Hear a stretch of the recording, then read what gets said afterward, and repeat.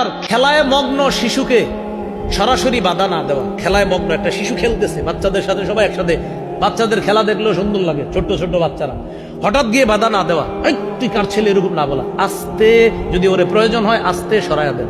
কিন্তু প্রথমে গিয়ে যদি ডাইরেক্ট বাধা দেন ওর মেধায় সমস্যা দেখা দিতে পারে, এই জন্য ওরে সরাসরি গিয়ে জোরে বাধা না দেওয়া। আনাস রাদিয়াল্লাহু তাআলা আনহু বলেন, নবীজি আমারে এক কাজে পাঠাইছে, আমি দেখি শিশুরা খেলতেছে, আমি ওদের সাথে খেলা শুরু করে দিচ্ছি। নবীজি আমারে খুঁজতে খুঁজতে বাইরে হইছে, আরে এতক্ষণ আগে পাঠাইলাম, কোথায় গেল?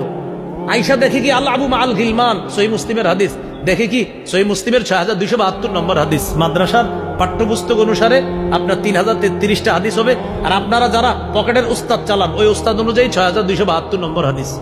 এই হাদিসের মধ্যে আছে, হযরত আনাস রাদিয়াল্লাহু তাআলা আনহু বলেন, আমি বাচ্চাদের সাথে খেলাধুলা শুরু করলাম, নবীজি আসছে, আসার পর দেখে আমি খেলতেছি, নবীজি আমারে ডাইরেক্ট বাধা না দিয়ে কি করলেন?